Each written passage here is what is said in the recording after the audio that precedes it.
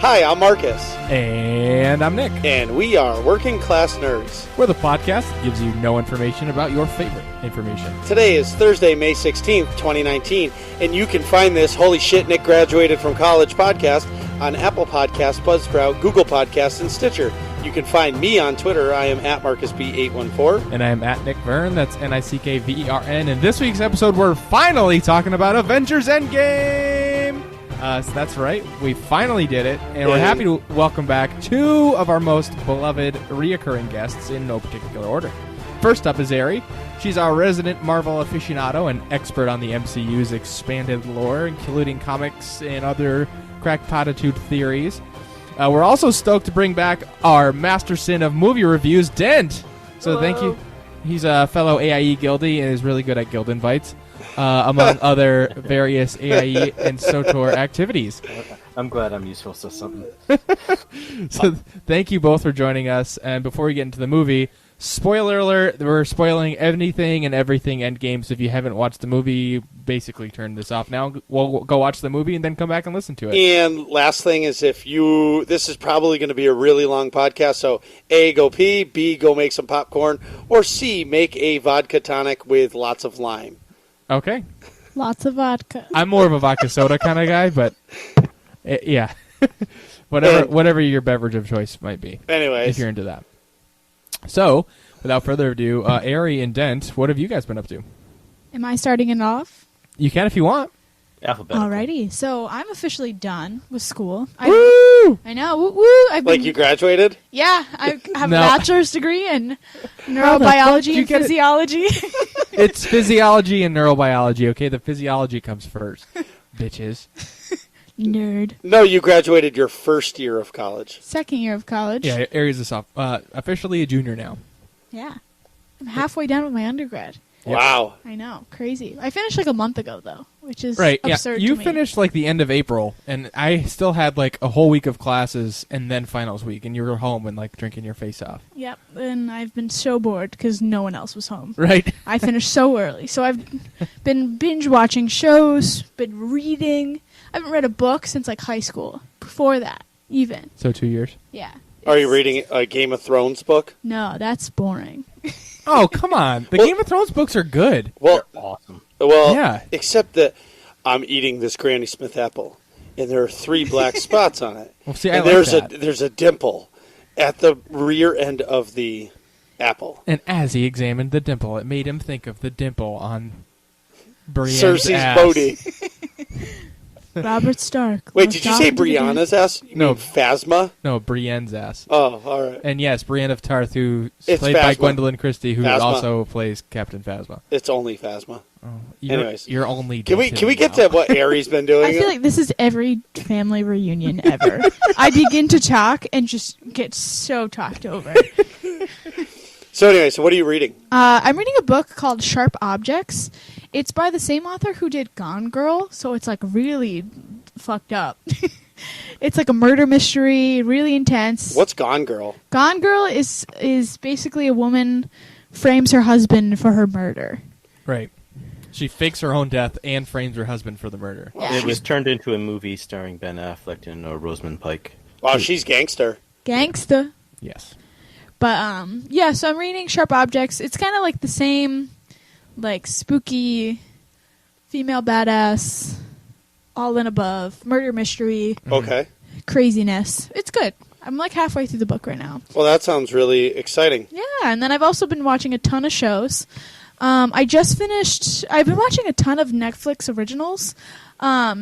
There's one, it's a short show called Bonding. So funny. It's like these two high school friends reconnect like after college, and one of them is a dominatrix. Oh. And she ropes the other friend into the gig, and it's so funny. It's so funny of like So the friend becomes a dominatrix too? he is assistant to a dominatrix. Oh. And it's What does the assistant do? Like hand you like nipple clamps and whips or something? And yep. Scalpel.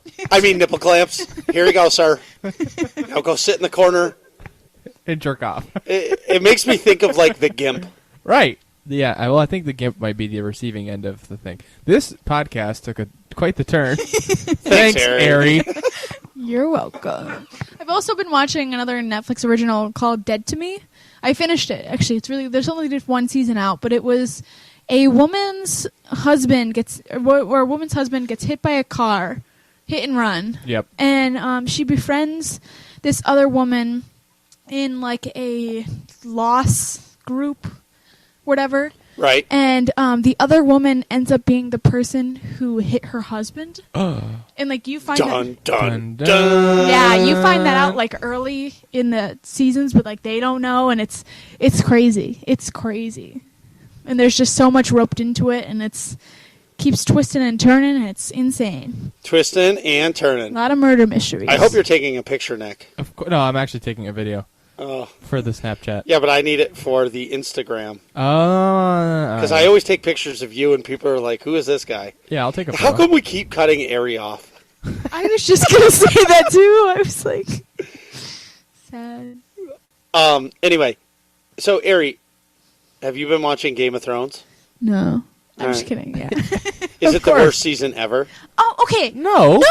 No, it's I not. hate when people say that. I have been calling Daenerys. Wait. No spoilers. Okay, fast forward 2 minutes on the podcast if you haven't seen. No. No, you are not spoiling Marcus that shit hasn't for me. seen it. I forgot. No. You can talk up to season 3 Okay. Oh episodes. my god, you're so lame. Wow. You need to catch up. Our mom watched all 7 seasons in like 2 weeks. Okay, so can the difference between me and Mama Mo, okay, Yeah. is that she gets out of work, takes a shower, takes a dump, and eats her supper, and then go watches Game of Thrones. Pretty much. I get home, play with the kids, bath time, and then save the galaxy until 11 p.m., like 5 out of 7 nights a week, then watch 1 or 2 episodes of Game of Thrones a week. More like one and then No, 20 actually- minutes of one and then fall asleep. Oh, yeah, that was me the other night, but it's because I watched something that really bothered me in that show. Like, What is it? Oh. Spoilers for season 3.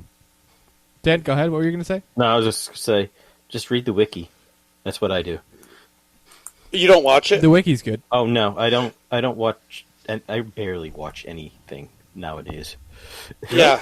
Well, I just end up having to read what happened so I can be in the conversation a little bit and fake it. fake till it. you make it. Fake it. So talk about it. Let's. Wait. If you haven't seen up through season 3 of Game of Thrones, fast forward a little bit Well, because I want to like, hear Marcus's reaction. my wife has had 2 babies, Yeah. and the directors decided to have these people stab this chick that was pregnant in the gut like 4,000 times, and I was just like Horrified. I was horrified. I was like, why The would Red you? Wedding. Yeah. Yes, the red wedding. Like, but it was so clear that was going to happen because the Arya girl was on her way back, and like she's staring off at the castle like I'm so in the dog guy was like, oh, The you're Hound. so far away, but you're so close. You're afraid you're not going to get there. I'm like, clearly something bad is going to happen, Right. Because she is never going to be reunited with those people. And then the guy's laughing as he's like, whatever, and the door's closed, and I'm like, oh, this is the end of these people. Yeah. Dun dun dun. And It was stunning when it happened. I mean, people who read the books knew that well, happened. so I watched it, and then I don't remember somebody I was playing games with. They're like, "Hey, you gotta go to YouTube and watch the reaction videos Yeah. of people watching that episode," and people were like going bananas. Yeah. But Because people thought, like, once Ned dies in season 1, basically, like, Robb Stark and Catelyn and that arc is, like, the main people of the show. What are you laughing at? Yeah, no, just everyone dies. everybody dies. Yeah.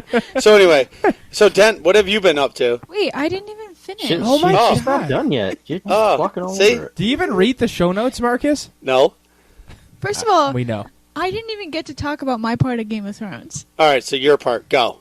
There's a character that goes a little cuckoo bananas, and everyone's mad that they're going cuckoo bananas, but I called that like 4 seasons ago. Right. And it's super, Obvious. like, they had so many eggs and so many foreshadowings to that character going cuckoo bananas, and I'm annoyed that people don't like Are that arc. surprised. Can I quote that again? Cuckoo bananas, because I always tell people they're going bananas. Yeah. But now, like, I can take that. Like, To the you next can be level. going bananas, but now if I tell you you're going cuckoo bananas, now you're going ape shit hostile, and like Right. Yeah. everybody better fucking run. Like, burning whole city. I can't. Can we just note that Ari's mic sounds phenomenal, and that's from Julia's karaoke set. machine. Dude, dynamic Thank mics you. are the way to go. Yeah, and we made it work with this. Awesome. Wait a minute. Julie has a karaoke machine? Wait a minute. You didn't know that? Julia's What- pretty she- gangster. Yeah, she will sing the whole Frozen song and the Rapunzel, one of the Rapunzel songs. Like she'll sing it. Yeah, I know. We sing awesome. it all the time without the karaoke machine. Yeah. But the karaoke machine's a game changer. But just wait,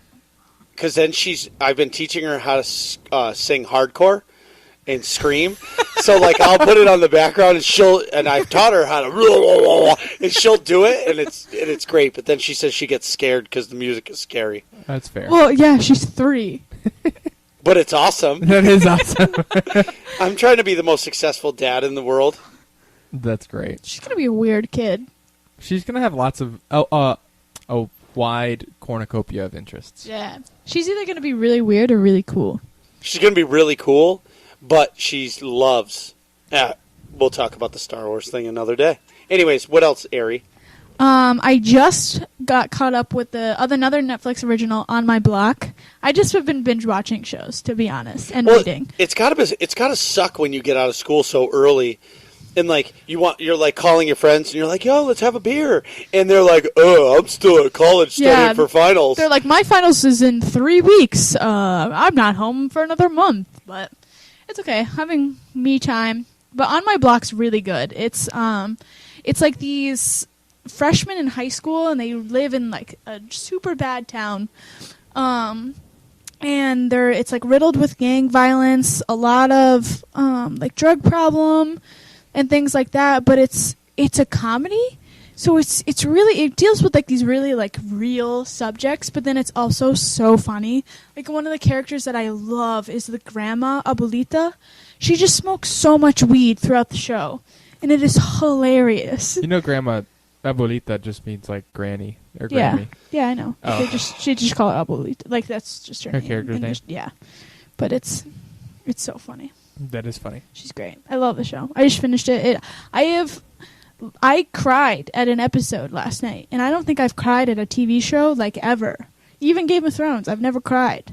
I cry all the time. That's good. I cried at Endgame. Oh yeah, I cried in Endgame as well. Are we gonna? We should do an episode on that at some point. Nah. Yeah, my eyes sweated there. Your eyes sweated there too. I straight up cried Yeah. like a baby. Marcus legit cried. My eyes sweated, for sure. Anyway, Back at the ranch. Ari, did you have anything else? No, that's it. Dent, what have you been up to? Without further ado.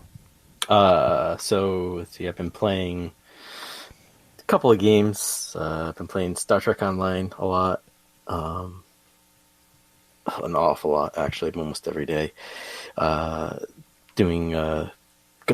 playing a little bit of Sea of Thieves on the PC, which is also, it's nice that it's also compatible with Xbox, so I can just pick it up there if I ever want to go on my console. Played a little bit more, picked up Subnautica again, and then I've been still been playing Red Dead on and off. wait, you're still playing Red Dead? Did you beat it? Yeah, I beat it, and then I had to switch consoles with my son, so then I started it up in a new game there, and then he wanted that console back, so I started working on the 100% on the original save, so... What do you guys have like an Xbox and a PlayStation you're switching? Yeah. Or Yeah. is it, all right, Yeah. I didn't know if like you had a PlayStation Pro and he had a PlayStation 4. No, it's a PlayStation and Xbox swapping. Nice. Do you have an Xbox One X? No, just a 1S. Sure. S, X, whatever. S. SSX tricky. 360. Actually, I did just upgrade my keyboard and mouse. I got a HyperX keyboard and mouse that really nice. Really? Nice feels, yeah. My little brother Tom got the HyperX mouse and keyboard, which it's really good. He loves it. Yeah, I love the feel of it. I personally can't stop using a Logitech. I'm like mega boner for it. But anyway, did you get a combo box or was it a Just individual sales? individual. But isn't it crazy? You know, you've been playing on the PC a long time. Isn't it crazy that the how much like the peripherals have come down in cost over the years? Like it used to be uber expensive for stuff, and now, I mean, you can cost me $200 for the keyboard and mouse. Yeah, but but it used to be $200 for a keyboard. Not really.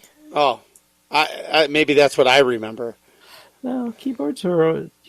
It's only until recently that they've really gone up a lot because of all the customizations and the lighting effects that they do. Yeah, the RGB. Yep. So you've been really taking AIE and SWTOR pretty serious lately.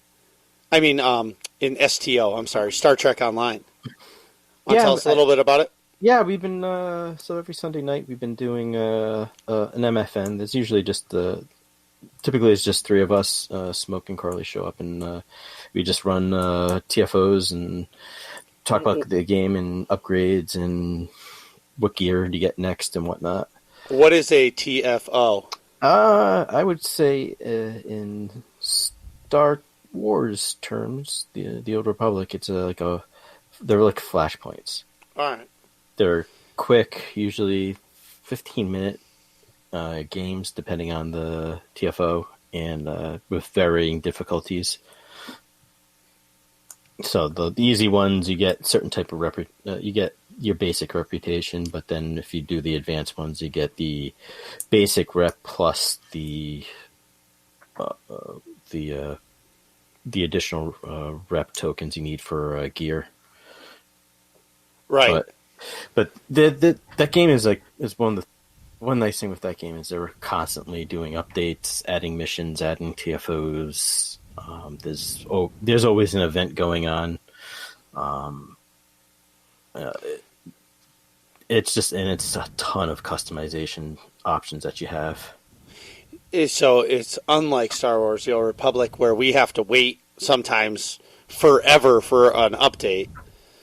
They're constantly giving you updates. Yeah, it seems like that. I think we get more content, but the content shorter played. Sure. So it like a TFO, like I said, it takes like 15, 20 minutes to run one.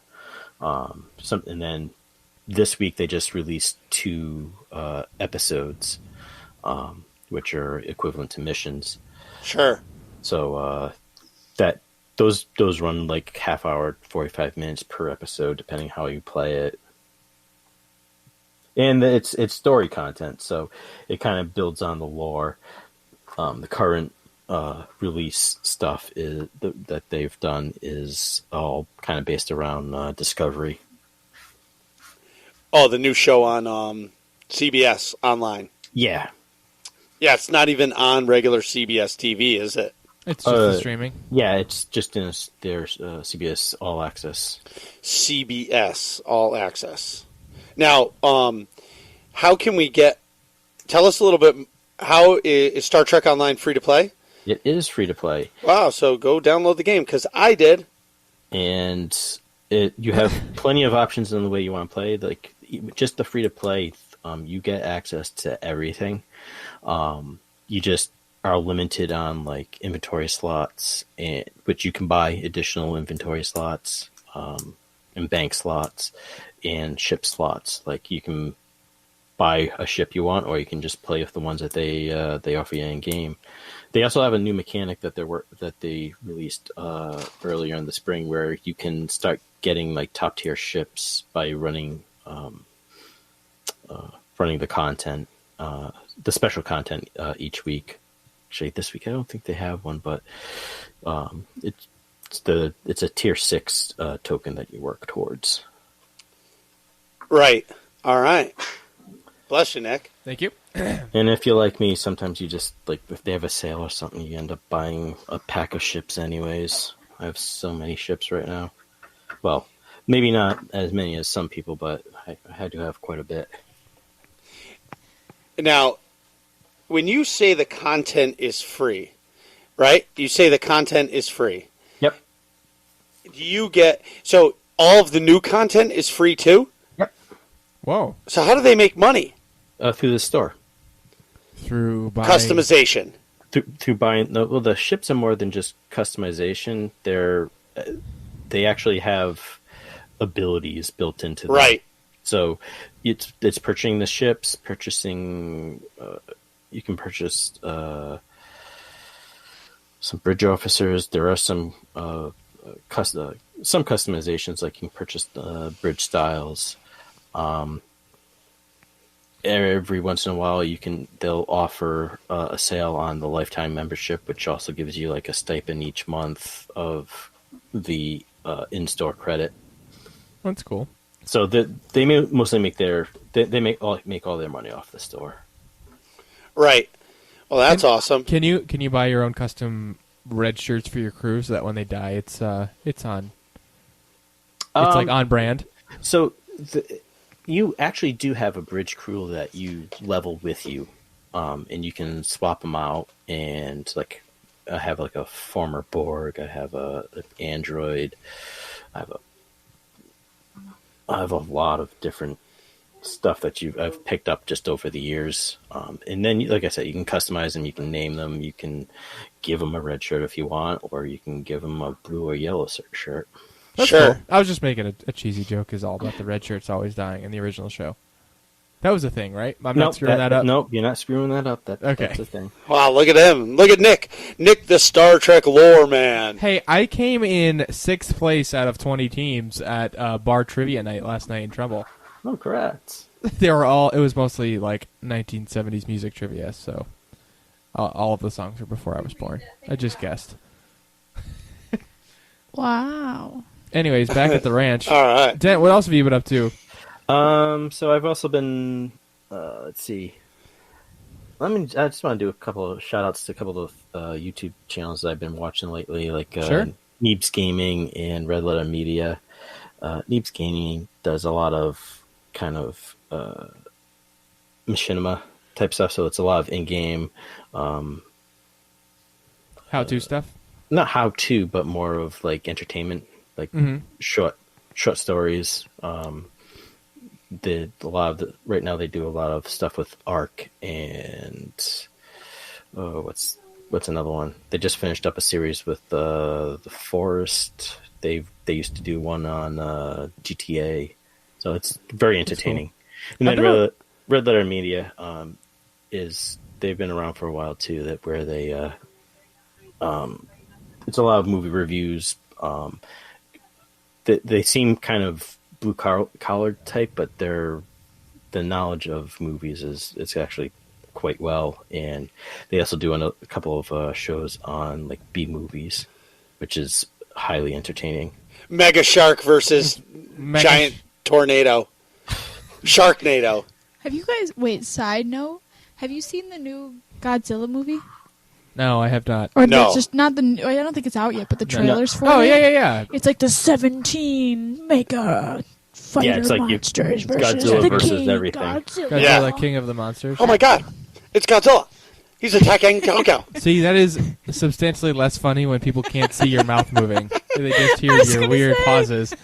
Marcus is moving his mouth about 10 times more than the words are coming out. That was great for a podcast. Yeah. Well, that's every Swing time and a miss.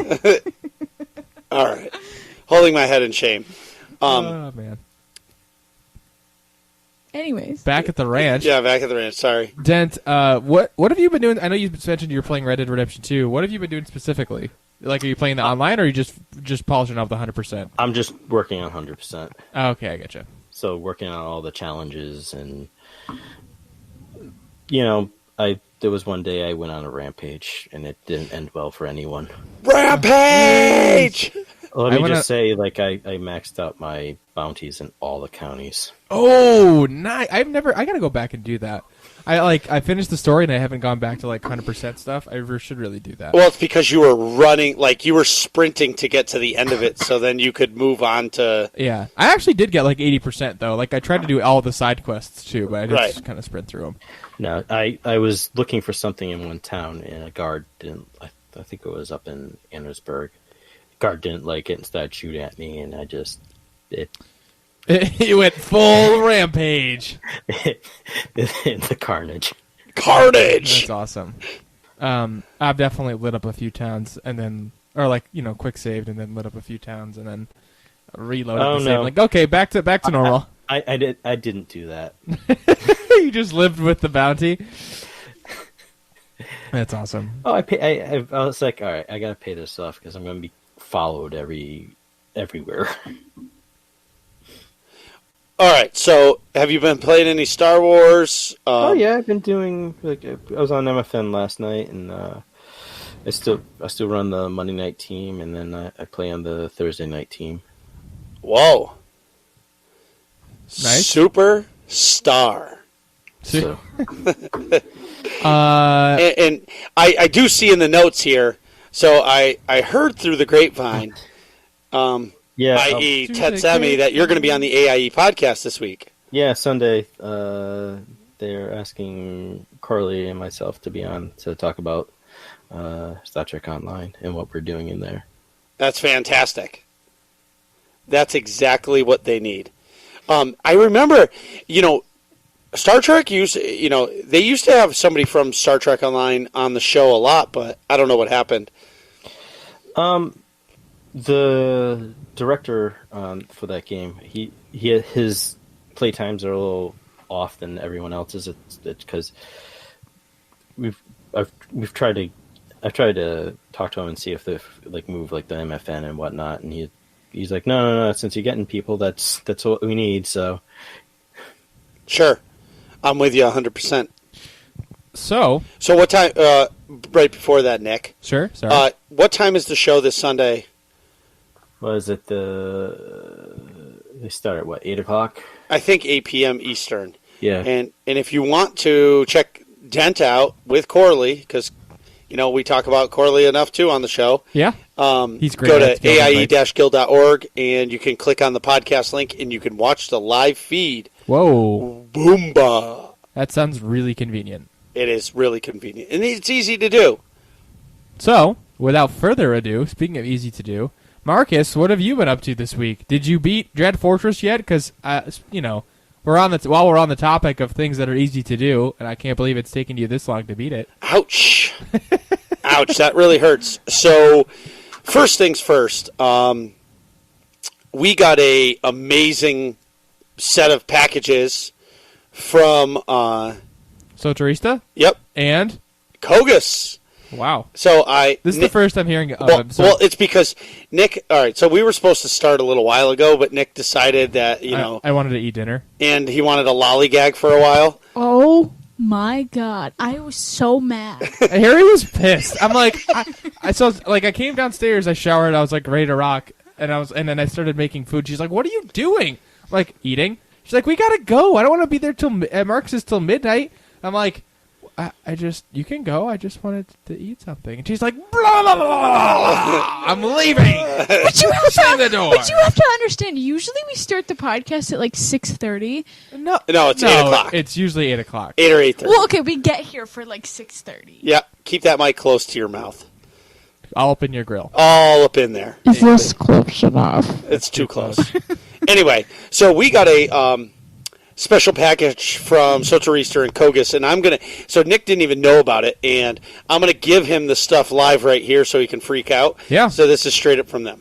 This is a reaction podcast. It's a t-shirt. Wait a minute. I think I got a preview of this shirt. Hold on. I only have 2 hands. Hold on. Just pass it. So that's straight from, Let me unpack some things here. Yeah, so... I ordered that shirt. That's Zen picked it up for us from the person and sent it over. The shirt's epic. You were wearing this the other day, and I noticed it. Yeah. That's sweet. Yep. It's like a gold SWTOR logo. Yep. With the Republic and Imp right. logos mashed together. Correct. Very cool. All right. So, and then the next thing, as Nick's opening it, I think the show floor... is on there, but yep. You don't need that's just because I couldn't unwrap it fast enough. It's a PAX show yeah. floor. Oh, I see. No, it's not PAX show floor. It's a Star Wars celebration. All right, it's the same graphic style. That's cool. Very cool. Oh, that's whatever. But anyway, so there's 2 epic things. That is custom, and it's a Boba Fett or a Mandalorian. Mandalorian. custom Lucasfilms official concept art, basically. And it's autographed by the artist. Whoa! So you can get that shit framed. Thanks, Sotorista, and thanks, Kogus. I will totally get this framed. Thank you, both of you. And then the other thing is, the only way you could get that was if you were at the Mandalorian panel. Oh, it's like promo photo from the like a poster. Right, almost. but you could only get that as if you were in the panel at Star Wars Celebration. That's really cool. Yeah, that is sweet. So thank you guys so much for that. It's been awesome. So, really cool. Yeah. All right. So once again, visual things on an audio podcast. Yeah, but whatever. It's our way of saying thanks. Yeah. Anyway, so they are really cool. So I've been running. I can see it in my mind. Okay. In your mind's so eye.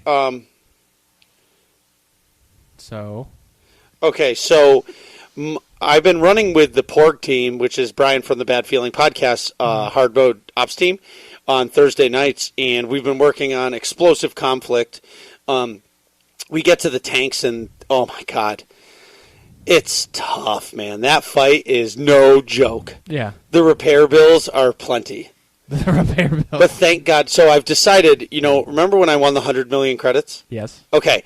So I won the 100 million credits, and I've decided that I'm not going to spend that on anything in game except for repair bills. Okay. So I'm hoping. See how long it lasts? Well, I'm hoping that I never have to buy anything and sell it on the GTN ever for the rest of the game's life. Oh, that'd be cool. So then all I have to do is play. Yeah. Anyways, so Death Star Troopers took the last 2 weeks off due to Mother's Day, and the week before that we had 4 people missing. So, and then this week I put a vote out. I haven't looked to see where the vote is because it's the final episode of Game of Thrones. Right. So people are busy. Well, right. So I don't want to take that away from people because if it was Star Wars Episode 9 and it was coming out on a Sunday, I wouldn't be going to raid. I wouldn't rate at all. See you later. Not even an option. And I don't want to take that away from people. But at the same time, missing 3 weeks of hard mode ops, I feel like you're gonna be real rusty when you come back. No, I feel like I'm tweaking. Yeah, I'm tweaking out. I need that itch to see Brontes. Right. But anyway, so the last time again we got there, we got to the clock phase. It was good. Anyway, last Saturday night, we did our mega event, which is the monthly Epic Guild activity. The monthly event that I run for the guild, and we did a world boss hunt, and shout out to all the people who helped Park Tunes add all the world bosses. I think we did 10 or 12 world bosses in a night, which was really, really fun. And I did it on a Saturday night for once, because we usually do it on a Friday, but at the same time, we did it a little later to accommodate West Coast players. Mm-hmm. So we did it at 10 p.m. Yeah. And I don't even know if we got West Coast players, but, it was nice to be a little more accommodating to some of those people to say, hey, come to our event, because 7 o'clock Pacific is maybe a lot easier. I know that I would have a better shot to be able to do something at 7 p.m. versus 6 p.m. Yeah. 6 p.m. is straight up kid time. Right. Anyway, moving back. I have not played any Mortal Kombat 11. What? Damn it! We should have played before. I got here. Well, no, you got here minutes before we started. That's true. That's the price I sacrificed at Mortal Kombat 11 to eat dinner. But I have been playing Apex Legends. Ooh. And that game is so good. What's the matter with you, Ari? I just got a weird Snapchat. See, Ari doesn't play video games. She's addicted to Snapchat. Yes, so she just is on her phone the whole time while we're talking about other things. She's like, la la la, my turn's over, don't care. Wait. Anyway, so I'm still loving it. I'm terrible at it, but it's so much fun. And the game's free. I've spent nothing to do it, so it doesn't matter how much I play it. It's free. Right. And that's pretty sweet. And it brings me back to that quick fix game. Right. Where I can play a match. And if I last to the last ring, it's a 15-minute match or a 20-minute match. Right. But really, truly, it never lasts that long. So I get that really quick fix. Oh, okay, I got a first-person shooter. I died a bunch. Okay, move on. Let's go play Star Wars. Mm-hmm. The final thing is, as I alluded to earlier, and it makes Nick and Ari happy that, well, not Ari. She thinks my shit's weak. But I did finish Season 3 of Game of Thrones, which I already rambled on about it. All I'm going to tell you guys is please, please, please don't spoil it. But that dig-a-douche Joffrey has to die. Like, that dude just, I can't do it anymore. Like, I want to strangle that little puke. And I'm trying so hard not to swear, and I haven't swore yet in this episode. Yes, you did. I did? Yes, like 3 times. Just swear now. He deserves it. I tried. Anyways. Eric was talking about a dominatrix before. We can't make this a non-explicit episode. Well, I know that, but I didn't swear. I did not swear. Anyways, back at the ranch. Yes, I agree with you. Joffrey sucks. Yes. Just wait. Just wait. I think it gets worse, actually. Okay, in SWTOR news. Well, are you going to ask me about my week? No, no one cares. Oh, I totally forgot you didn't go. I usually go after you, but We're trying to break up the SWTOR talk. all right. Welcome so let's to go. my world. Right. All right, Nick. I know one thing you did. Yeah. Oh, so I'm going to swear. I motherfucking graduated! Thanks, Harry. I read your notes. Congratulations. Thank you. Thank you, Den. I got a Bachelor's of Science in Physiology and Neurobiology. Now, see, I thought it was neurobiology and physiology. The other way around. Neurobiology and physiology. I don't even know what that means. It means how your body works with a focus on how your brain works. Anyways. I think I wrote some of the show notes when I was a little intoxicated. So what I like the air horn noises and pause for applause. That's why I clapped. That was great. And then I had also written, let's take a moment of silence to honor all of the hours of sleep that sacrificed themselves to help me get my degree. I don't feel bad for you at all. You have no idea what no sleep means. You just wait until you have kids. Then you're going to figure out what no sleep is. Suck it up, buttercup. Anyways. On to more sober notes. Or you spend your whole weekend, Easter weekend, working because the internet's down at work. Right? Ooh. That's rough. That sucks. So in other news, I beat the Mortal Kombat 11 storyline finally. Oh, that's pretty sweet. It's really epic. I don't want to go into any big spoilers, but minor spoilers. 2 of the characters merge together Dragon Ball Z style and defeat the big bad. Obviously, he knew that was going to happen. But it was pretty epic. The whole story is really cool. I won't say too much more because I know Marcus hasn't finished it yet, but it was really awesome. Why are you looking at me like I'm dead to you? No way. Oh. I'm just thinking about how you beat Mortal Kombat 11, and now I just want to play it. Right. Can we just end the podcast now? Sure. So you can go play? Yes. Sounds good to me.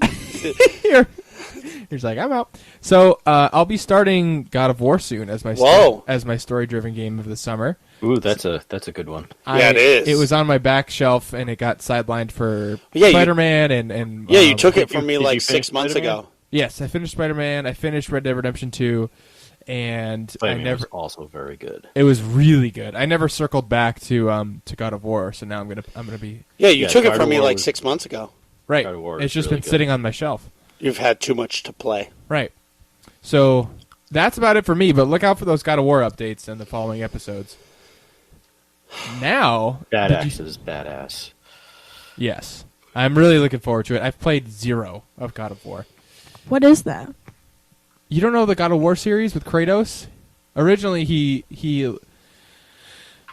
Thank It's you. okay. Just, Never mind. It's fine. It's fine. just- Yeah, I'll Google these it are later. these are not the droids she's looking for. No. Move along. move along. Move along. So in SWTOR news, we're getting a new game event, the yes. Pirate Incursion. New in-game event in the Pirate Incursion. It's coming. The remote planet Dantooine has been thrust into the center of escalating hostilities between the Galactic Republic and the Sith Empire. Spurred on in secret by covert Imperial forces, the Nova Blade pirates have staged an all-out attack on the Pastoral Republic world. As the Republic scrambles to defeat the key territory at the edge of Imperial space, the Empire plans to capitalize on the chaos and deal a major blow to the longtime Republic bastion. I was trying to channel the pre-episode announcer from Clone Wars there. So I got it. Thanks. So it's pretty sweet. I'm really looking forward to a new in-game event because, like Mandatory Fun Nights, we run usually do one of the events, if the Yeah. Grease, the Rat Ghouls, stuff like that. And I feel like it's been time for something new. But something that's really cool about this is you're going to be able to go to Dantooine for the event, but then you'll be able to go to Dantooine after the event, and it's going to be like a peaceful planet. That's cool. So, like, it's going to be like 2 different planets when you go there, because during the event it's going to be hostile, and there's going to be pirates. And then when you come back afterwards, it's just going to be chill and like You don't have to like fight enemies all over the place. There might be a few feminists there, but Yeah. but either way, the Pirate Incursion in-game event will initially be available for 2 weeks after 5.10.3 launches, and then it will join the other recurring events on rotation. One thing that I like is characters that are level 20 and above can travel to Dantooine to take part of the event, so you don't have to be max level to enjoy the event. Right. During the event, you'll be able to embark on a variety of normal and heroic daily missions to support your faction's interest on Dantooine. Basically, the way I understand it is the Republic is trying to drive the Nova Blades, the pirates, off the planet, and the Imperials are trying to help the pirates kill the pub side. That's cool. Which is awesome. That is pretty awesome. Yeah. That sounds cool. Anyways. And I like the whole pirate arg. Yeah. I know, I was just thinking that I like the whole, like, pirate aspect. It made me think of Firefly, where it's like space cowboys. Right. Well, the Nova Space Blades pirates. are an older faction. They had them around during Shadow of Revan expansion. They were all on Rishi. Yep. Oh, right. Pirates. But, something that is cool that I just found out. So I've been reading or listening to the Master and Apprentice book. It's the Obi-Wan and Qui-Gon Jinn story, which is it's pretty good because, spoilers, Obi-Wan and Qui-Gon don't get along. Really? And it's pretty wild. Yeah, complete different views. Like, I was just blown away by it. They are... You remember episode 1? Yeah. Is Qui-Gon the guy with the rat tail? No, Qui-Gon's the guy that gets chopped in half by Darth Maul. Right. No, he gets skewered. He gets skewered. Darth That's Maul right. gets chopped in half. Yeah, that's I what don't I remember. Yeah, Episode 1. He's Darth Maul gets spider legs. He's played by He's played by the guy Liam from Taken. Neeson. Thank you, Liam Neeson. He's got, Oh, all right. And Obi-Wan is his Padawan in that movie. yeah. Obi-Wan has the rat tail in that movie. So anyway, through the rewards of Dantooine, and Dantooine, for anybody that doesn't know, that's the one Princess Leia gives up the planet in A New Hope. They're like, "Where's the rebel base? We're gonna destroy it." She's like, "Dantooine," and I'm just now we're going there like 3,000 years before that happens, and I'm just thinking, this planet's not going to be here, Right. because then they're going to obliterate that They after don't. all. They don't No, blow it I up. just They watched know don't. they that do. yesterday. They blow up Alderaan. Yep, They blew up Alderaan, not Dantooine. I know, but I was worried that they were going to destroy Dantooine. Oh. But anyways, I used to have a house on Dantooine. It's one very nice. thing that I'm really looking forward to for the whole new event is we're going to be able to get an Ugnaught companion. If you know what an Ugnaught is, Ugnaughts. I'm pretty sure an Ugnaught for you is in Empire Strikes Back. The little guys that help freeze Han and Carbonite. Oh yeah. I think those are Ugnaughts. They also taunt Chewie with 3PO's head. Yes. Thank you. So you're going to be able to get one of those companions, a walker mount, Oh yeah. and a Cathhound mini pet. I'm actually excited for the Cathhound mountain pet. Yeah. And some stronghold decorations, but I'm not really into the stronghold thing. It's, I don't know. Decor. Yeah, I'm not really a decorator. If you look, it's just Star Wars paintings everywhere. Again, Right. visuals, podcast. They're kind of nice, though. Well, they're real. I know. I was noticing that. They're really good paintings. Yeah, I know the artists. Anyways, Nick, when is 5.10.3 coming out? We have a launch date, ladies and gentlemen. The launch date. Prepare to visit scenic Dantooine in Game Update 5.10.3, the Dantooine Incursion, on May 28th, 2019. What the hell is that drum roll there? I have no idea. So, in Guild News, hot off the press. The next mega. This show is taking a weird turn today. Anyways, We need a soundboard. I was just going to say that you guys are in desperate need of a soundboard. well, we got to talk to Brian because he has one, and I noticed that they have those like streamer pads. Remember, we saw those at PAX. Yeah. Where they have like 6 buttons. Yeah. That could be our soundboard. Like the people that DJ and put their own like sound effects to each button, hit the like blank buttons. I would just have "You're an idiot" as a button. So every time you say something, you're an idiot. You need a quote from Stormin. Just Yeah. Stupid. Yeah. Anyways, so the next mega will be Friday, June 14th, 9 p.m. Eastern. And thank God I'm bringing it back to the imp side. the right side. Correct. The wrong side. No, it's the correct side, Dent. No, it isn't. Yes. Damn it, Dent. It's the losing side.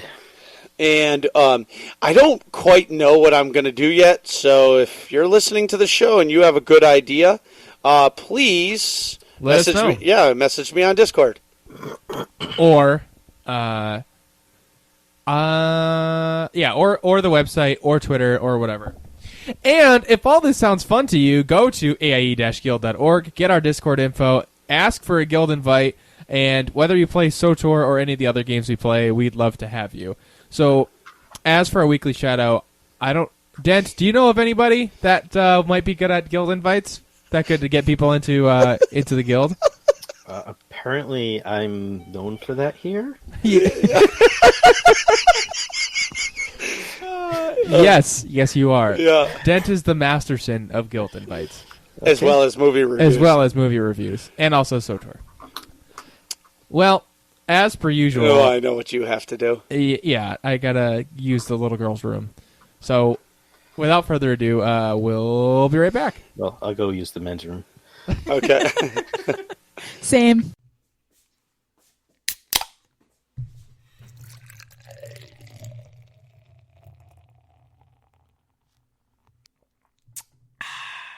And we're back. So today we're discussing Marvel's Avengers Endgame, similar to our Infinity War discussion from way back in episode 13. I don't necessarily want to go like through the entire movie's plot bit by bit, but we'd rather talk through some discussion points in order to give like a little more interesting analysis. So, Holy cow. what? Infinity War was episode 13. Yeah, Infinity War was episode 13. Yeah. I feel like that's when we were babies. We were babies. You're terrible at this. And Actually, now- Infinity War, I feel like we did a decent job with. No. I'm just saying episode 13. We're on episode 44.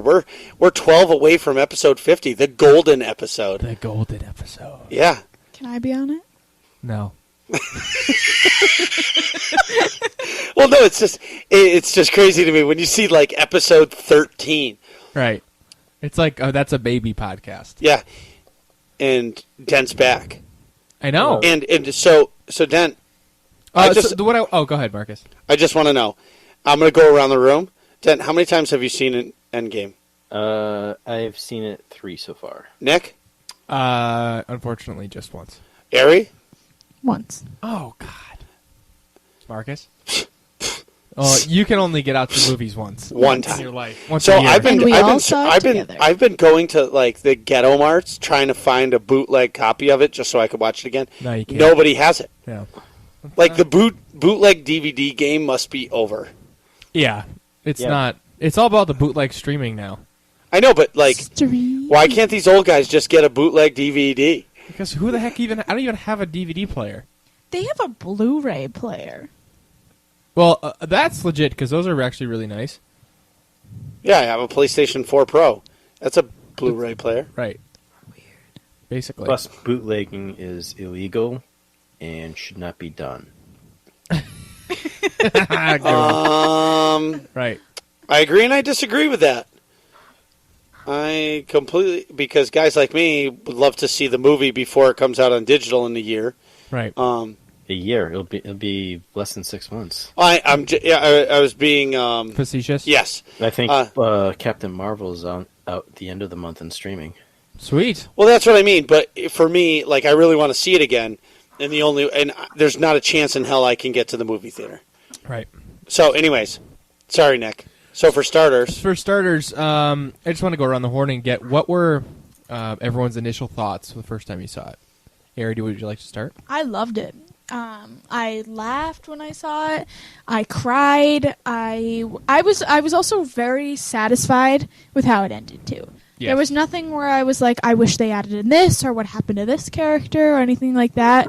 Or I wish I saw more of this character. I was really satisfied with how everything played out. I agree. I think there was a good mix of.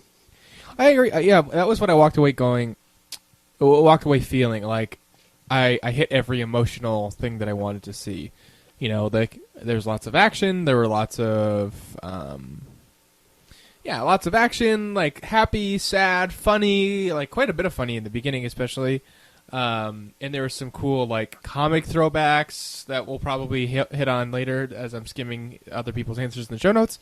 I really enjoyed it a lot. I think I said it was like a 10 out of 10 or something like that for the movies, the MCU movies.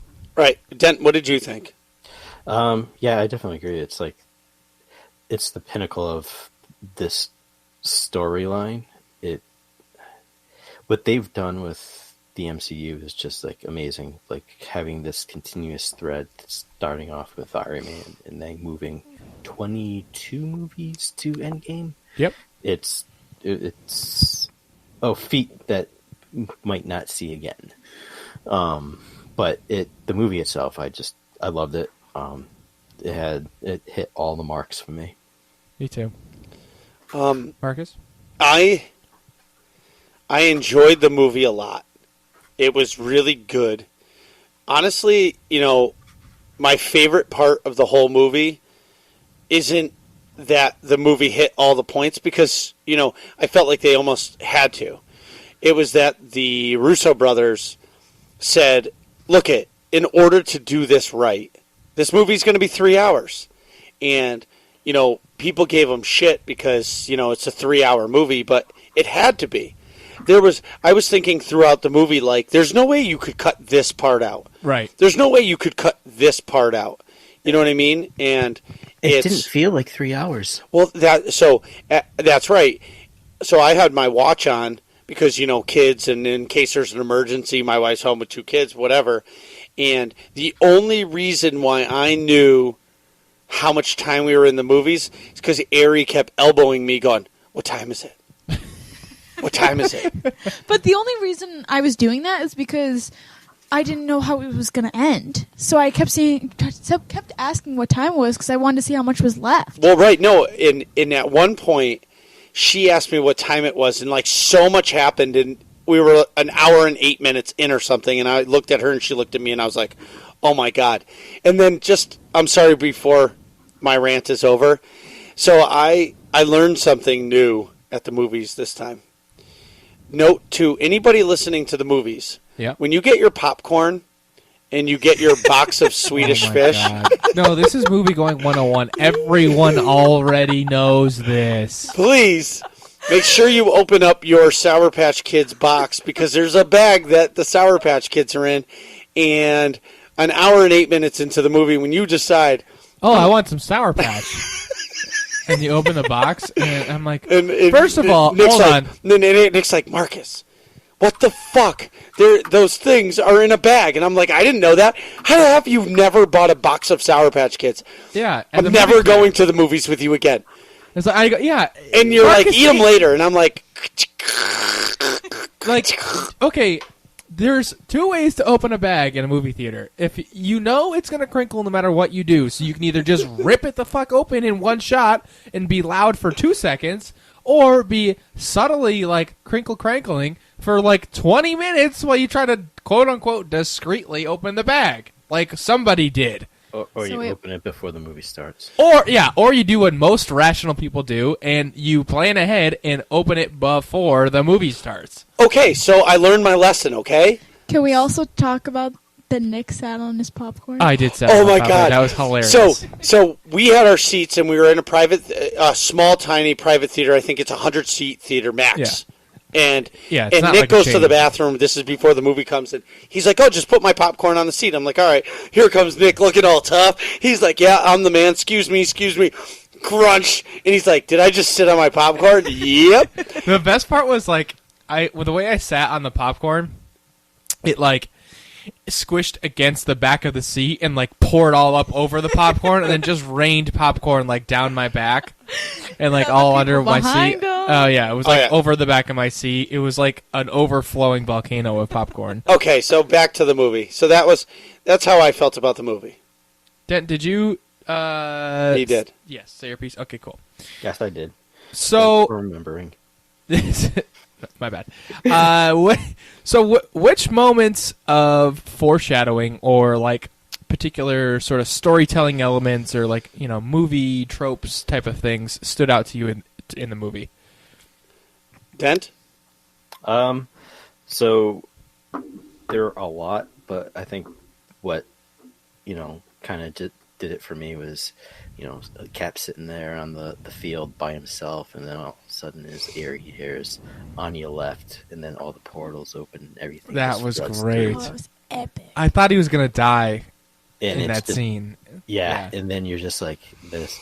It just got real, and it was like, oh, and then Avengers assemble, and that whole lead up just was fantastic.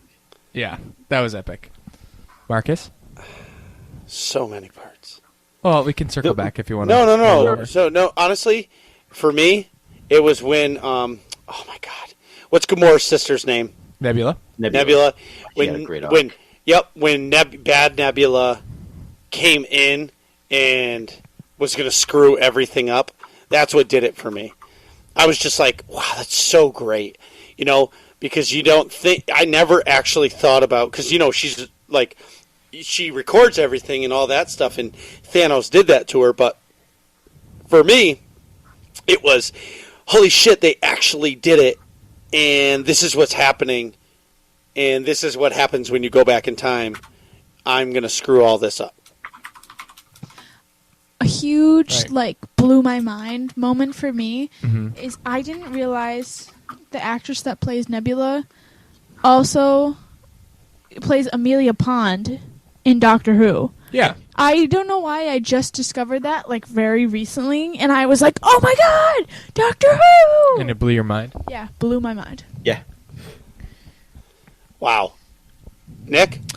For me, so in the end, when Cap is preparing to time travel to put all the stones back where they were, the whole time he's prepping, Bucky is looking at him all skeptically, really kind of slyly. I'm like, what the hell does he know that we don't? And I thought that was just a cool little gesture to tip you off that hey, he's not coming right back, you know? Bucky knows. Bucky knows without anyone talking. That he's just not coming back. He's gonna go live his life with Peggy and get his dance finally. All those years later, which that was just really cool. I thought that was a nice little nod, thinking back on it, to what was going to happen, So for me, I thought that was a really cool little piece of foreshadowing, even though it was only a few seconds before the payoff. Still, I thought that was a cool little gesture. That Bucky knows Cap better than anyone else, Ari, did you go? Oh yeah, go ahead. Not yet. Sorry, I'm having trouble keeping track. I liked all the little comic book nods that we were talking about, especially with Captain America. Yes. When they were in the elevator, and he was with all of the Hydra people, and he just goes, "Hail Hydra." I freaked out. I was like, oh my God, that is so cool. Probably one of the most hated Captain America comics, but so cool. Awesome that there was a little nod to that in the movie. Yeah. Because it's that's almost an not obscure, but obscure comic book reference. Yeah, and for the people who got it, right, that was awesome. And then even the Captain versus Captain fight, I was like, that was cool. Oh my God, when he thought he was Loki and he was like, I'm not gonna give up, and he was like, I know you're not. I know you're not. Oh my God, I thought that was so cool. And even all the jokes with that's America's butt. Ass. Yeah, that's America's ass. That was so funny.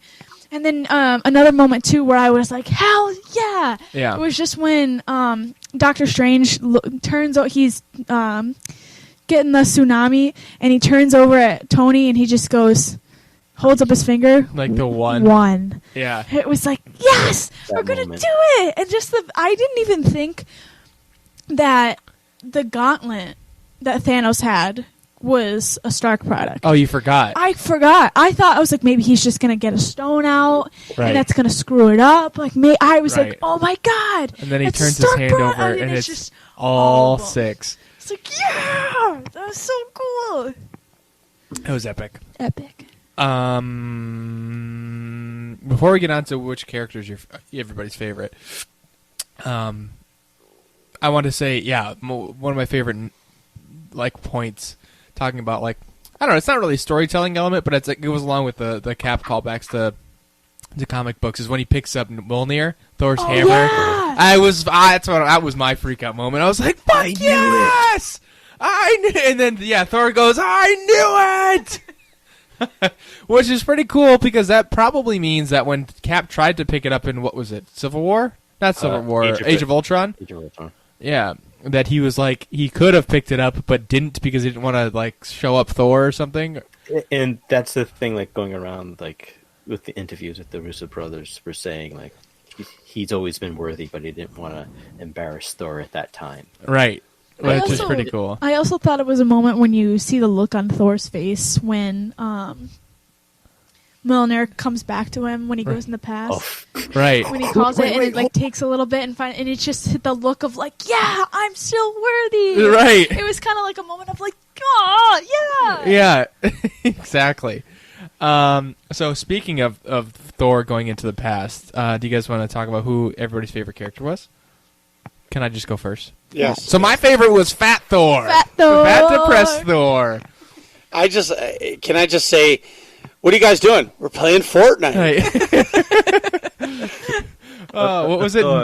Noob Master 69 is called me a dickwad again. Oh, he just gets on and rips them apart. Oh, that was awesome. Yeah. I saw several memes online. It was like, Thor, we got to go kill Thanos. Yeah, whatever. And then Thor's like, it's Thanos is Noob Master 69. Let's go! That was awesome. But I thought that was cool. It humanizes Thor a lot. Makes him pretty relatable. Hey, he's, a god, but he got depressed too, and he's dealing with some trauma stuff. And, as a chunky guy who likes beer and video games and has a podcast circled around one of those things, I related to that a whole lot.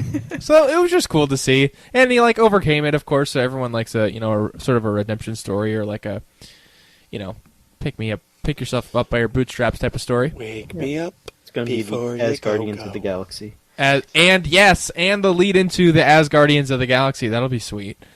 So I'm excited about all that. Pumped for that. I know, and on that note too, I really liked how they showed how all the different characters kind of coped with Snap. Yeah. Because it's very humanizing, very true that people deal with loss in different ways. Mm-hmm. And that's kind of going into what character was your favorite. I really normally don't like Black Widow in these Avengers movies because she's very one note. She's very the attractive assassin, this and that. She's good with a gun. But I really liked her in this movie because they kind of showed the depth of her character and how she could not give up on everyone dying. She couldn't give up that everyone was going, and it really kind of made her more into a dynamic character before she made that ultimate sacrifice. Right.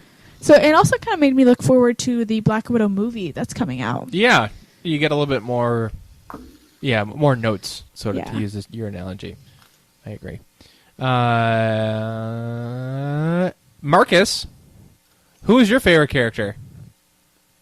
There is only one character for me. Iron Man. Actually, no. Who? Rocket? Rocket. I like Rocket too. Although I am, now that I'm thinking about it, I am disappointed that there wasn't I'm going to get that insert prosthetic body part here from Rocket. Well, all right, so I was kind of expecting it during the battle when they did the pan around and there's Winter Soldier and Rockets on the same screen at the same time. He's like, I'm going to get that arm or something. Yeah. To be honest with you, in this movie itself, I really liked Spider-Man. I did too. All right, and I'm just going to say, I'm so happy that the MCU gave up on the origin story of Spider-Man. Thank you. Like, the established Spider-Man is so nice because he's already... All right, listen, he's Spider-Man. Good. Moving on. And now he can just be him. And he's like a kid, and I feel like he's really, truly the neighborhood-friendly Spider-Man. Friendly neighborhood Spider. Yeah, exactly. And I really liked his character. The funny character of the thing that like blew me away was Hulk Bruce Banner. Oh yeah. Like, I mean, it was just funny. And he was like a fratty Hulk. Yeah, and then like he's in the diner, and they're like, "Can we take a selfie?" And then Ant-Man's like, "What about me? Do you know who I am?" And they're like, No. And they're like, "Oh," he's like, "Come on, kids, go take a picture with them." And they're like, "No." And it's like, "No, it's fine. Take the goddamn phone." Yeah, exactly. So, yeah, for me, that's pretty much. But I'm just gonna say, but everybody was good in the movie. Yeah, I liked all the characters. It was the small moments, not the action scenes, that were actually the best parts. I agree. Absolutely. Yeah, and even I saw too, it was kind of like a cute little nod to Ant-Man and the Wasp. Ant-Man,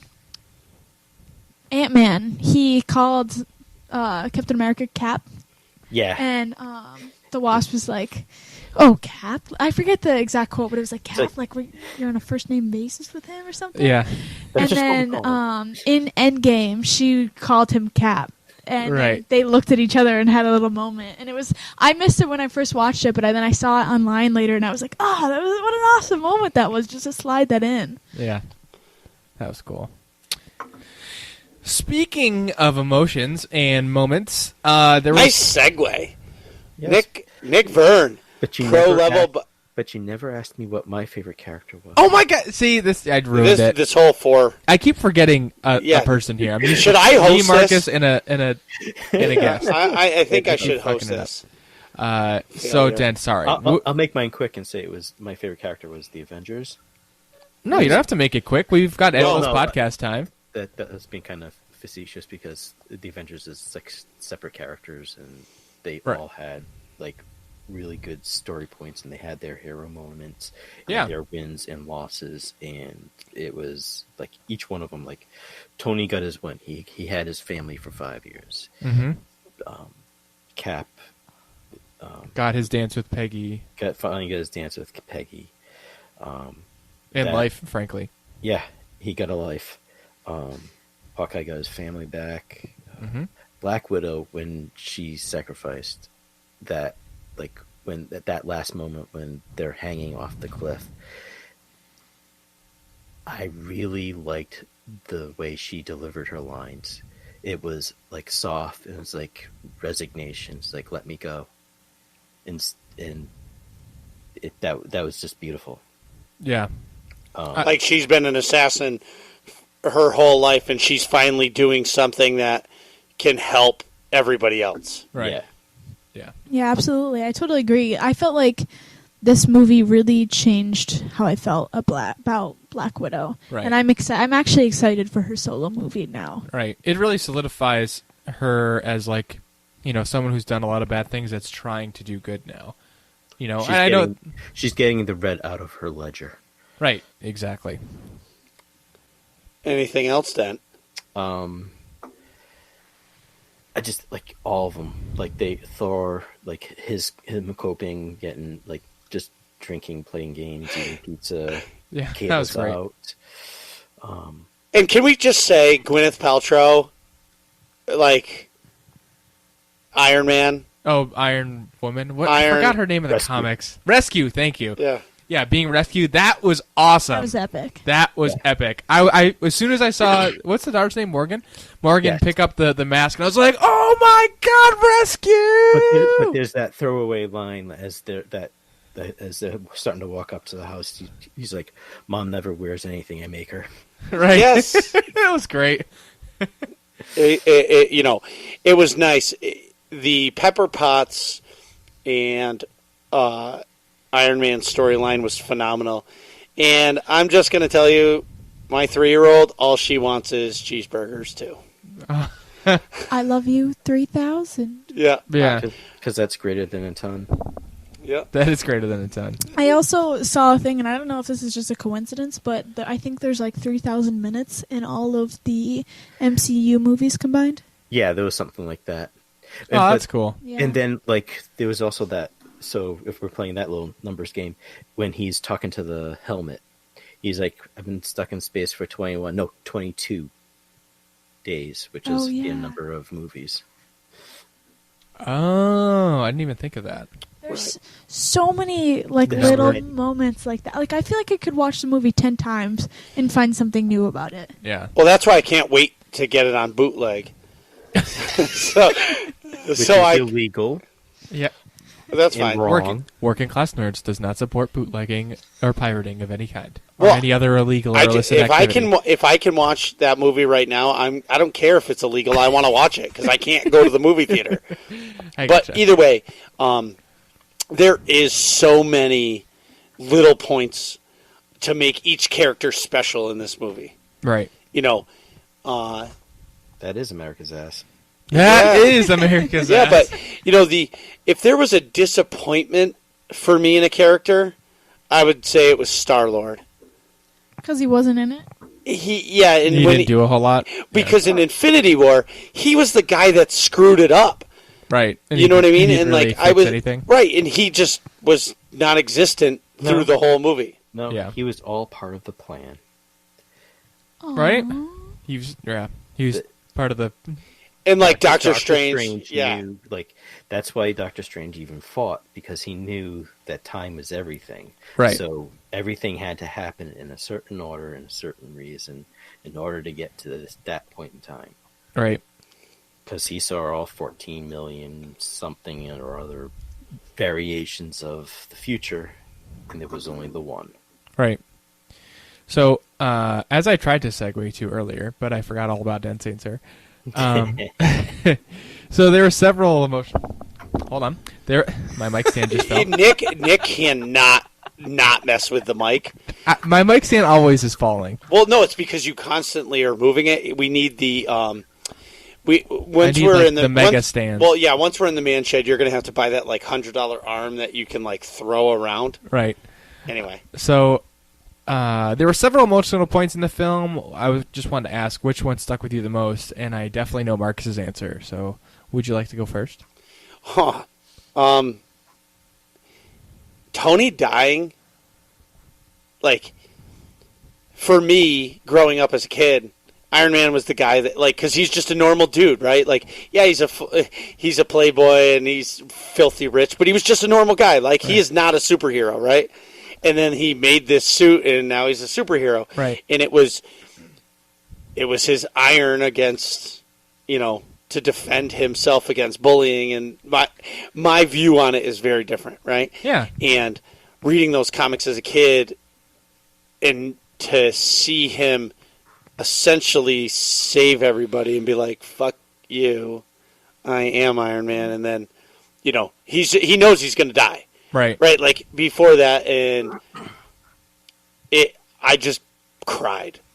And that part for me, and, I guess his story arc was me, right? So in the beginning of Iron Man, the movies, and in the comics, he's just a playboy, and he's Iron Man. Right. And then that was me as a kid, and growing up. And I didn't realize you were a playboy. Well, no, I'm far from. But what I'm saying is, and then in the end, he's a family guy.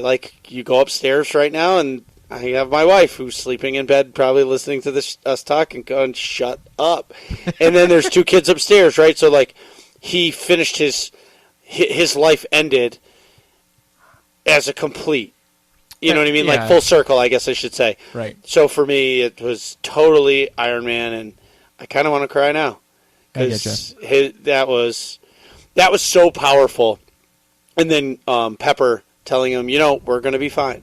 We're going to be fine. You can rest now. Yeah, that hit me like a ton of bricks. Yeah, she's saying, "Yo, we're good. You did it." Right. Sleepy time. That that hit me a lot because I felt like it was really real. Because even our mom is a nurse who works at Hospital, yeah. And she's come home with stories too where she's been with patients where she just kind of sits there and tells them in their last moments, it's okay. You're not alone. We're here with you. It's okay. You can go.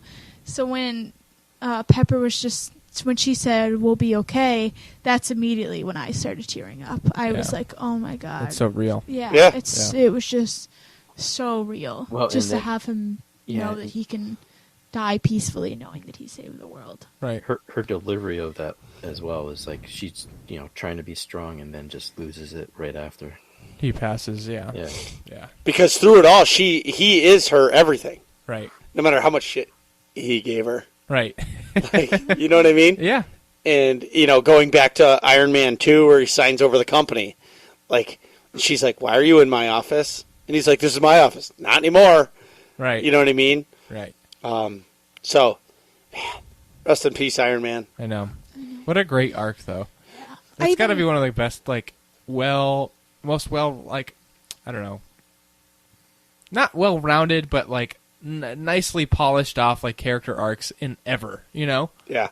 I even, I saw it was like a screen cap from back to the first Iron Man movie, and it was a quote from the scientist who originally saved him in the cave. Oh, yeah. And it's like a quote from the Quran where it's like, you save one man, you save the world. And it kind of goes back to, he saved Tony Stark, 8 years ago? 10 years ago? 10. More. Yeah, 10 years ago. 10 years ago, and now Tony Stark saved the world. Right. It's kind of like, just was like a wow. Like that's cool. Full circle. Full circle. Just like you said, Nick, what an amazing character arc. Something that I really don't think that we've seen in anything else, really. Yeah. Any kind of platform, whether it's movies, TV show, books, anything that grand of a size. Right. Dent, what was your emotional? There's just one. Well, yeah, of course. There's several. Yeah, it's like that cold opening, and you're with Hawkeye, right, with family, and and then that's what I was going to say. I didn't want to take it because I know you and Ari were both going to say something about it. That set the tone for the movie. Yeah. Yeah, my jaw was on the ground. Immediately. Like as soon as it started, I'm like, oh, they're starting it this way. Yeah. I was like, as soon as I realized it was like, I thought it was a preview at first because there's no Marvel like Flash or anything. So I was like, I thought it was one of the previews again, and then I was like, wow, this looks really nice, like a movie for a preview, and then I saw it was like Hawkeye and the family, and I was like, oh no. Yeah. It was just that sense of dread you get through that whole scene. And the thing is like, so in the theater, the opening night when I was watching it, like the theater was like there was audible gasps, like, yeah, same for us. Well, Right. but I'm just going to say, when you go to a movie on a Thursday night before the movie is supposedly released, like you are subject to people screaming, people, oh my God, like people you're clapping. getting laughing, like you're getting the diehards there. Yeah. You're not getting okay, this movie just did $800 million in the thing, and this is the Wednesday after it came out. Yeah, it's Group. like, okay, I guess I should go see this because everyone at work has been talking about it. Exactly. Yeah.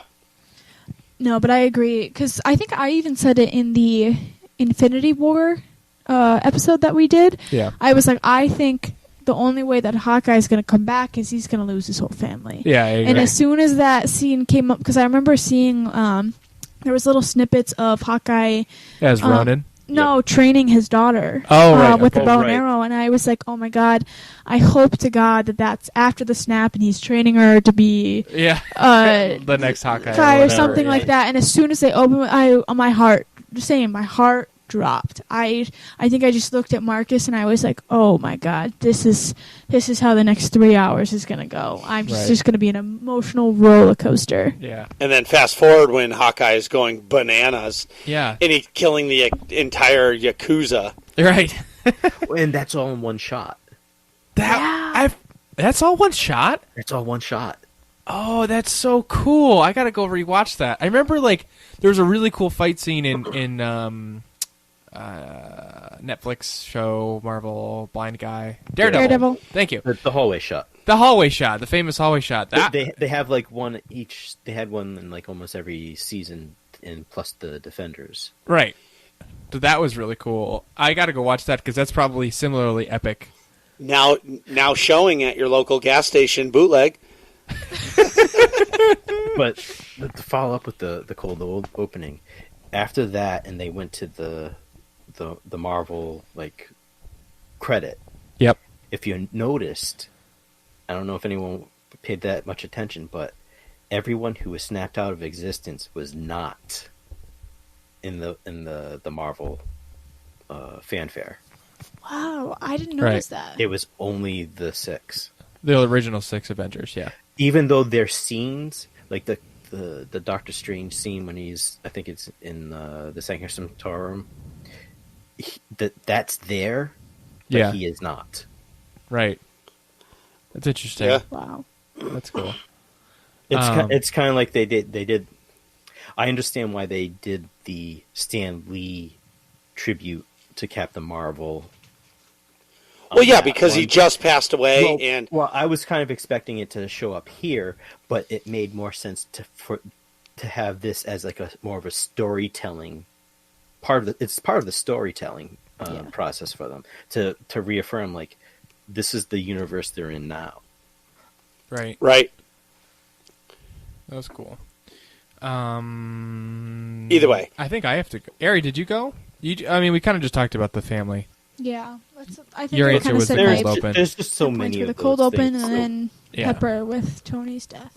I guess my besides of course Tony's death, the funeral, that cold open, that I thought a really emotional moment for at least for me, and most people I feel like too, is when Cap is before we realize that the portals are going to open behind Cap, and he's just alone facing Thanos' whole like entire army by himself, and he straps on like the half a shield basically. Can I pause everyone for a second? Sure. Yeah. Marcus gave me shit for eating pretzels, And now he's munching on pretzels. and now he's eating pretzels. Called out. Well, see, we have these fancy new dynamic mics, so we can move our mouth away from the mic, and then you don't hear us anymore. I don't know what you're talking about. See? Anyway, so all right, okay. But I thought that was a really cool moment when Cap is there, and then obviously that leads into the on I your was right. half expecting him to say, "I can do this all day," even though they already did that line earlier. In the I film. thought he was going to say it too. And when they're in the past and he's fighting himself, and his young self is saying, "I can do this all day," and older Cap's like, "I know." He's like, he like rolls his Shut eyes up. like, I know. Shut right. Exactly.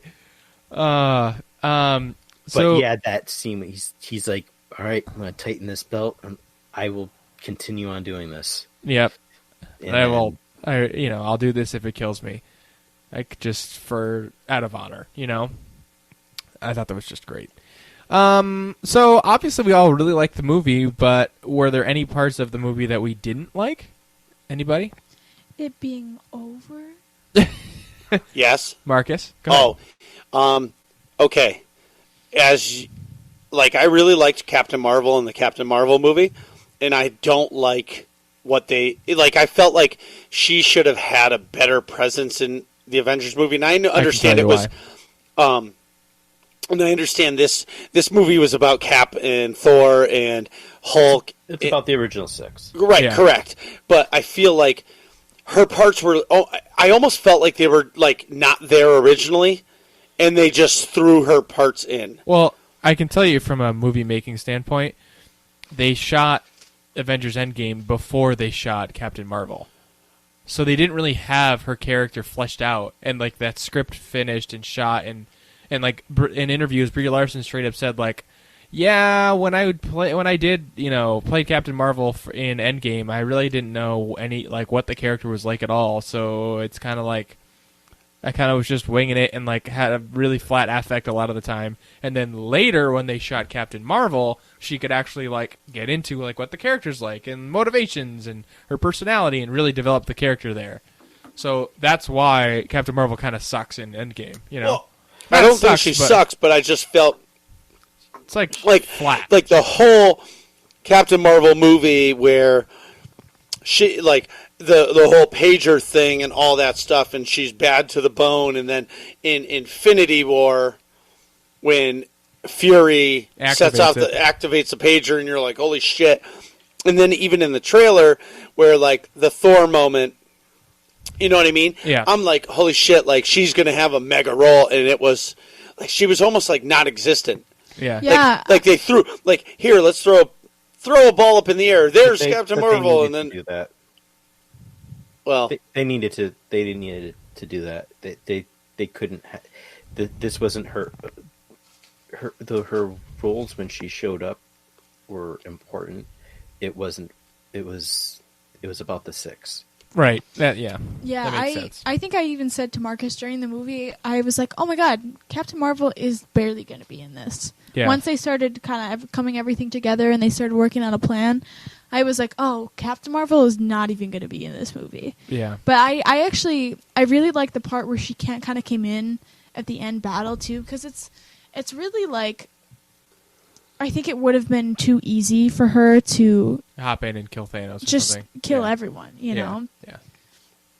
Yeah. And I agree with Dan. I think it had to be about the main six. I think if they had her in throughout the whole movie, it would have just been idolizing the Rookie and not so much emotional with the main Avengers that we kind of say goodbye to in this movie. Yeah, it's their story. Right. And they're kind of like handing it off. Right. You know what? Go ahead. So before we move on to other points, talking about Captain Marvel, I just want to say here the way, so like narratively speaking, a lot of times movies will pump up characters that are like almost like OP in video game terms, like they're too powerful, so you would need to nerf them, right? So you have to narratively nerf a character. Like Game of Thrones struggles with this sometimes with Bran, like having having like all these powers and stuff like that. So Spoiler. So when he became, whatever. I won't say too much because of Marcus. But in this case, Captain Marvel is the strongest character in the universe, and it's like, okay, why isn't she around? Like, well, she's she's up there, right? She's like can fly through ships and things. So, yeah. I mean, I think Doctor Strange can do a lot more. That's true too. He can do a lot, but Thor is the mightiest Avenger. He's the strongest Avenger. He keeps telling everyone.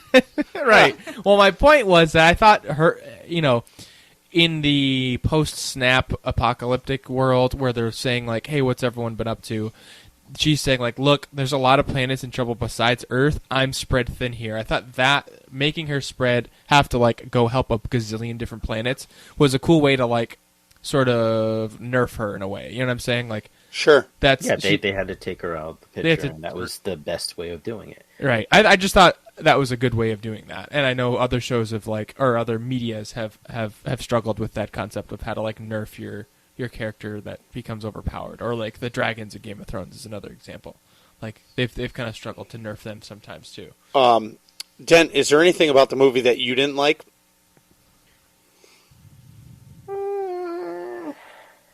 I don't know. Time travel is always a tricky trope. So, for this movie, I've kind of like, all right, as long as they set their own rules and they follow their rules, I'm okay with it. Yeah, me too. And they broke their rules a little bit, but it still worked for me. Yeah, I didn't think it was too bad. I liked how they, like, I tried not to think of the technical aspects of it. I was all right, let it just be the emotions and the performances. Right. I like how they kind of addressed that, saying, like, I think it was Ant-Man that says, like, you mean it's not like Back to the Future? What are you talking about? Or somebody says that, I forget. Quantum Leap, Hot Tub Time Machine, Die Hard. Wait, right. not Die Hard. Right. And just for the record, I'm just putting it out there, Die Hard is not a Christmas movie. Yes, it is it a is. Christmas movie. How is it not a Christmas movie? Christmas Die Hard is... and Die Hard 2 are both Christmas movies. It cannot be a real Christmas until Hans, whatever his last name is, falls off the building. You've never seen Brooklyn Nine-Nine? Anyways, back at the ranch. I thought they did a pretty good job with the time travel stuff. I didn't mind them, like, addressing it and being like, look, this is what we're saying time travel is and how it works, and don't question it. Don't question it. Yeah. And I did enjoy that the whole thing with Ant-Man all stems on a rat stepping on a button. That was great. the whole savior. That was like one of the first memes I saw afterwards. It was like the real like MVP of Endgame was the rat. So go ahead, Mark. You were saying something about the meme. Yeah. I feel like you have nowadays. If you go see the movie, you have to go the first day. Yeah. Yeah. Like as soon as it's available, you need to go see it because I don't understand why. As soon as you walk out of a theater, people are just spoiling it everywhere. It's like give people some time. Well, people want to talk about it. Did you hear about the Korean guy? No. So in Korea, the movie came out and it was the opening night. Some Korean guy was walking out of the theater in Korea and started screaming all the spoilers. They beat the living crap out of the guy. Well, yeah, I think that would happen anywhere. Yeah.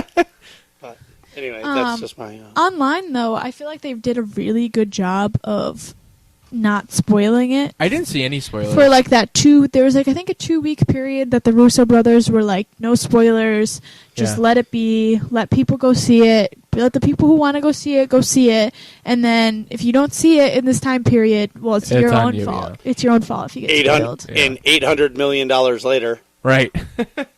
Yeah. 800. I think it was 2.5 billion. Right. I'm talking about in the first weekend. Oh, I see. Yeah. So that was what 1.7. You're right.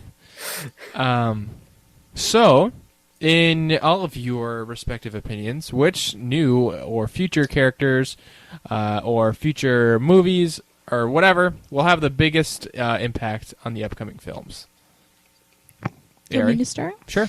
I think Spider-Man, like moving forward, is definitely gonna be a big name because it's like we said, it's the friendly neighborhood Spider-Man. Mm-hmm. Tom Holland does a great job at the character. It definitely represents that goofy high school kid that just wants to save the day, Mr. Stark. Right. And I'm really excited. I think that's the next big Marvel movie that's coming out, right? Yep. And there's nothing before that. Yeah, so I'm really excited. I'm excited to see Jake Gyllenhaal as Mysterio. That's going to be really good. I'm interested in that. That's going to be a really good combination. The cast for that is good, and I'm just excited. I think that's going to be a big thing. And then obviously Black Panther is going to be another big hit. Captain Marvel will definitely. Like we said, I think she's going to continue her role of she's going to come in when she needs to come in. Yeah. But she's going to be more of an element of all of space rather than just Earth. Right. Almost like Guardians of the Galaxy. Yeah. Dent? Dent, go ahead. I actually think Doctor Strange is going to be a bigger player because I love Doctor Strange. He's like we love his movie here. Like, yeah, it's just a fun, like the whole mystic arts portion of it, the spirituality of it. It's just a fun take on in this universe. So I'm definitely looking forward to seeing what they do with him next. I can't wait to see Doctor Strange too. He's my favorite character in all of the Marvel Cinematic Universe. Like he works well when they put him in this playground with other characters, right? Like And playing off Tony right. and Spider-Man and all like that. Those are some of my favorite parts of Infinity War. Right, I agree. I think it's like a 3-part combination. I think his powers are obviously very cool and interesting and very unique. That helps a ton. I think the actor playing him is obviously fantastic, Benedict Cumberbatch. So I'm already like predisposed to like him because I like him in a bunch of other works. I know Ari does too. She's shaking her head profusely. Sherlock. Right. Sure. Oh, yeah. Exactly. Sherlock comes to the forefront. Well, there was another show that he was really good into where he plays like a drug addict. That was really compelling. Sherlock? No. So besides Sherlock, and also he was a surgeon, which obviously I want to go into the medical field, so I'm predisposed to like the character again there. Sherlock. Watson? Marcus has never seen Sherlock, I don't think. You should watch it. It's good. It's great. It's really good. Really good TV. Yeah. TV movies. What I was gonna say besides Doctor Strange, was Thor in Guardians of the Galaxy. Yeah. I'm really looking forward to that continuing dynamic. Oh, you mean as Guardians of the Galaxy? Sorry, yes, the as Guardians of the Galaxy. I'm looking forward to him, like, you know. We know who's captain, right? the dual captain. Role. Yes, you're captain. Yeah. I guess you can be captain. Ooh, Marcus. knives. Marcus, what are you looking forward to going forward? I'm more confused because Iron Man was the center of the universe, right? Yeah. So every time Robert Downey Jr. was in a movie, it was, awesome. It was like It was like he was the guy. So he's gone now. Who's going to be, like, what character is going to be the next Iron Man? And it's not going to be Captain Marvel. I don't think there is going to be another main person. I think that they have grown the universe enough that they're going to be able to get a target audience for more obscure characters. And Right. I think I kind of touched on this on a different point of our notes. I think having all of the superheroes come together in Infinity War, Endgame, and even Civil War, I think it's really opened up a space for Marvel to expand the cinematic universe and expand what they do on the big screen too, because I think it makes room for a lot more weird comics, Yeah. a lot more fun comics, a lot quirkier comics, and I think because it has the Marvel name on it, I think people are still going to go see it. No, I'm with you, but, I feel like, okay, new Captain America is the new Captain America. But I don't know. I don't think there is going to be a new Captain America. This is what I'm trying to say. I'd be surprised if there was a dedicated Captain America movie. Well, he's going to be in it, but I'm saying, like, there's no, like, staple. You know, like Black Panther as a movie was a good movie, but he's not. There's not a staple to make a right. There's not. So I think what sustaining the Marvel universe. They can come out with all the obscure stuff and all that, but they're gonna need the quote unquote Avengers moving forward. Yeah, I don't think they're going to have that, or at least they're not for a while. No, it might not be for a while, but they're going to need something. I don't think they're going to have another team up franchise for a long time, unless it's the Fantastic Four or X-Men. I think those are longer down the pipe than we realize. Like, I think they have a Kevin Feige has a plan, and I think Phase 4 is already plotted out, and I think like once they start getting to Phase 5, that's where you'll see FF and X-Men start to show up. Right. I think it's going to be a lot of like.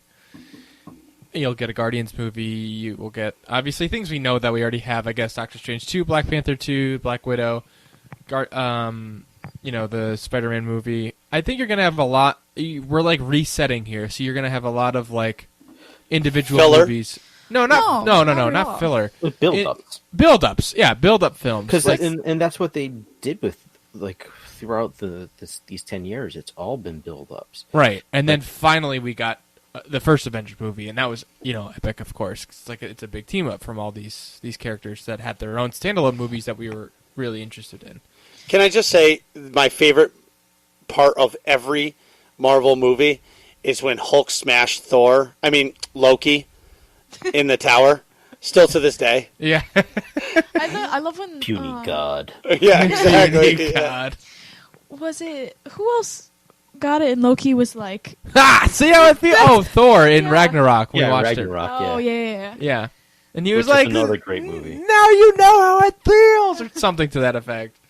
Yeah, that was a great movie too. I enjoyed that. But back onto kind of what we were talking about earlier with like the dynamic of the MCU moving forward. Mm-hmm. I kind of agree. I don't think that there needs to be a standalone like Iron Man type figure moving forward, or at least right now. Yeah. Because I think this, like I said, it opens up the gate for they're going to have a lot of standalone movies. It's opportunity because Marvel has the attention of not just the target audience of comic book nerds, but the whole public. Yeah. It's going to open up opportunity for them to do these weird comics, fun comics that comic book nerds are going to freak out over seeing them on the big screen, and the general public's going to have fun going to see, and it's going to be kind of generations of having these standalone movies, and maybe again far down the line having a team up again, but after they've established a relationship with characters that we've never met before. So I think right now is kind of a time to introduce new characters that we haven't seen. Yeah. Go ahead, Dan. No, I was going to say, like, so to finish off this current phase of movies, it's Spider-Man is the final one, and then they'll start going into the next phase, which is 4, I believe. Yes. So that's where we'll start seeing. They'll have the sequels for Black Captain Panther, Marvel, Black Panther, Doctor Strange. Right. There'll be another Spider-Man. There'll be another Guardians. And then I think they have one more announced. I forget who's the new character they're going to be releasing. I saw it was I don't know how to even say it. Is Morbius? Mobius? No, I saw that, but I don't think. I think it's someone else. Damn it! Let me see if I can find it. Yeah, no worries. Yeah, I think it's interesting. It's kind of like Marvel. Like, it almost seems like I feel like going forward, their phases are going to be like. I think of it as football shaped, right? So you get like on one as you're traveling from one end of the football to the other. It's kind of like, you get one character, you get Iron Man, then you get another, you get Captain America, then you get Hulk, then you get, I think the order's screwed up, but you get what I'm trying to say. And then you expand this, as you get more characters, it expands out and out and out, and then you are bringing them back together with these team-up movies towards the end. You know what I'm saying? And then you're just having your core 6 or something, like at the end of Infinity War. So now we're kind of thinned back down to, we've got rid of a lot of our original characters. Now we've got these new characters, and we're going to build back out again before we come back together for some team-up movies, if that makes sense.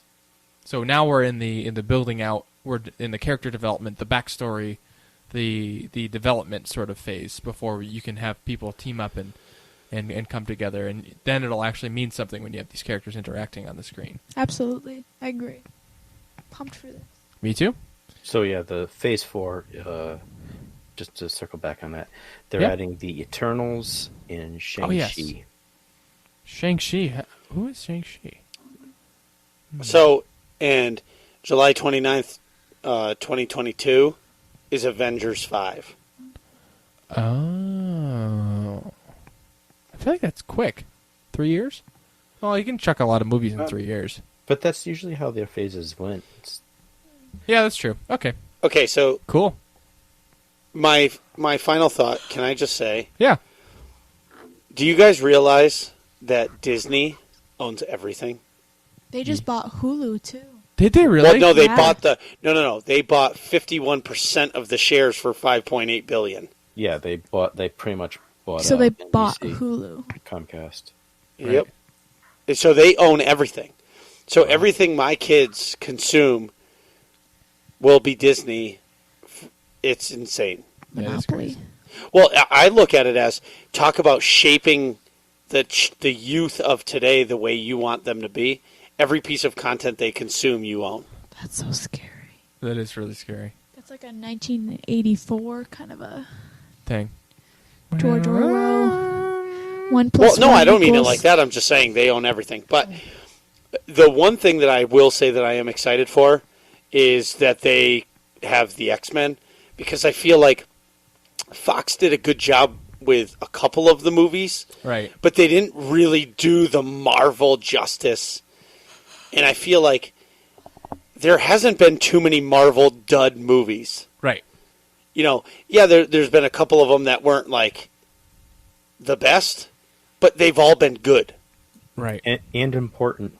Apparently. Right. Yeah. Exactly. Yeah. Everything led up to this, and I'm looking forward to it. So, Any other general thoughts before you start wrapping things up? Ari, did you already cover your points? basically. Are we just talking about Marvel? Just sticking to Marvel for this episode? Yes. Yeah. Okay. Not DC. No. No DC stuff. No. Okay. Not allowed. Dent? Any other general thoughts? There are, but there are just so many little things like we could go through that we'd be here until All tomorrow night. morning. All The right. never-ending podcast. That's Well- it for me. Yeah. So, well, thanks, Ari and Dent, for coming on the show. You guys are awesome as always. And it's our first successful 2-hour podcast. Woo! Crap. Yep. No. Joe Rogan, watch her back. Yeah. Isn't this usually the way with me, though? Actually, it is. Every time you are on the show, it's a really long show. It's like a record-ly long episode. I feel like with me too. We're talkative up in here. Up in here. So, thanks, guys. Thanks. No, thank you. Thank you. What are you guys talking about in here? Find out next episode of Working Class Nerds.